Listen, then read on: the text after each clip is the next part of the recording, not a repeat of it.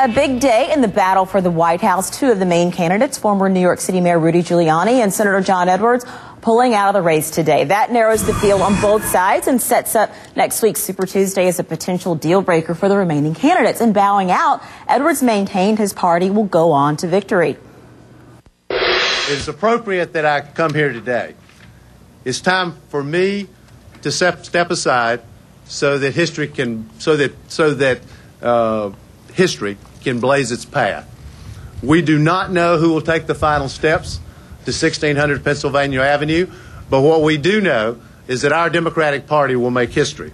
We will be strong, we will be unified, and with our convictions and a little backbone, we will take back the White House in November, and we'll create hope and opportunity for this country. How big of an impact will all this have on the race for president? Joining me now, two people with plenty of insight into the campaign, radio talk show host Ben Ferguson and Stephanie Miller. Thank you both for joining us. Stephanie, let's start with you. Let's start with Edwards. Now that Edwards is out of the race, who do you think benefits most from that? Well, you know, Rochelle, this has been a topsy-turvy year. My gut tells me Obama, but some polls are showing that more of them would go to Hillary. So I don't know. This is a race that's upending all the expectations, I think, so far in terms of black voters, white voters, men, women. So we'll see. And what's your take on who's going to benefit most from, well, obviously, I would say McCain, since it seems that Giuliani's probably is going to come out and endorse McCain. But who do you think benefits most from Giuliani dropping out of the race?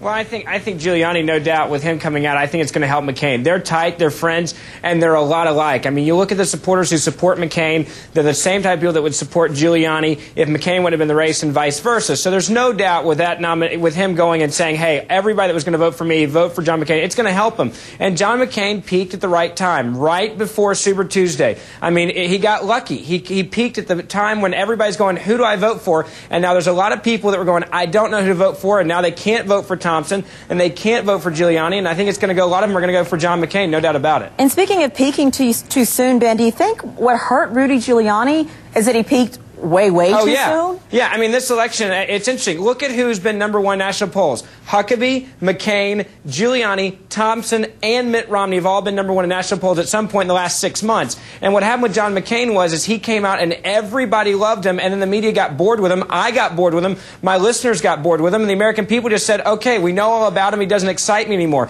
You look at John McCain. He was almost done with back in September, October, November of last year. No money, letting his campaign staff go, not paying his bills.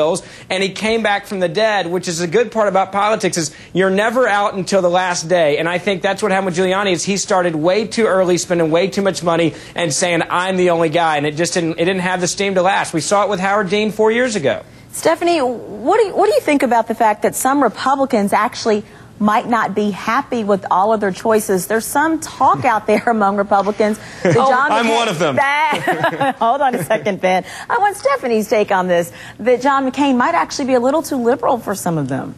Yeah, oh, Rochelle, it's the most entertaining edition of Republicans Eating Their Own that I've ever seen. That's why I threw that one at you, Stephanie. Sitting back and watching it. Rush Limbaugh's distraught that Fred Thompson's out. Maybe a guy from 24 will jump in the race so he can vote for some other TV actor. But, oh, it is entertaining. They are not happy with their choices over there. Their heads are going to implode over John McCain. Ben? I mean, I'll tell you, look, we had a lot of names out there, and a lot of people didn't know who to get behind. Sure, there's a lot of conservatives that are not happy with the choices we've seen out there. That's why you've seen people that have had no money, like Mike Huckabee, get as much response in Florida almost as a guy who outspent him like 70-1. I mean, you look at Mitt Romney. Here's a guy that's got all the money in the world, but can he get people to go out and vote for him? Again, I think he peaked too soon. So Super Tuesday, you're going to see, I think, Mike Huckabee do well in the South. You're going to see people like John McCain do well because he's got such great name recognition. And it's going to be really interesting to see who the front runner is after Tuesday, no doubt about it. Ben, is this the time when people start making all of their deals and lining up, I want to be this and I want to be that? Absolutely. I mean, you look at, why do you think that Giuliani is going to come out and he's making his deal? Because he wants to be at least, if nothing else, the Attorney General. You look at John Edwards. He's not playing his hand too quick because he knows that he could be in the White House as a vice president. At the worst case scenario, I think he'd be Attorney General because he's a lawyer. And he's going, I'm going to wait and see whether it's Obama or Hillary. I'm not going to mess myself out of my next job. So, yeah, there's deals being made right now. There's phone calls calls being behind closed doors, and people are trying to figure out if I give you my support, are you going to guarantee me a spot in your administration? All right. Ben, I don't know about Rudy's chances. I think he brings the same baggage. He could have another wife by then, by the time of the election. Stephanie, and that's going to have to be I knew you were going to take a cheap shot. You always do that. Stephanie Miller and Ben Ferguson, and you're both smiling, so it really wasn't that bad. All right, thank you both. And Thanks stay with for having us. CNN for complete coverage as the Republican and Democratic candidates face off in California. There'll be the last debates before Super Tuesday, and the first without Rudy Giuliani and John Edwards in the field. The Republicans square off tonight, and the Democrats tomorrow night, both at 8 p.m. Eastern, only on CNN, your home for politics.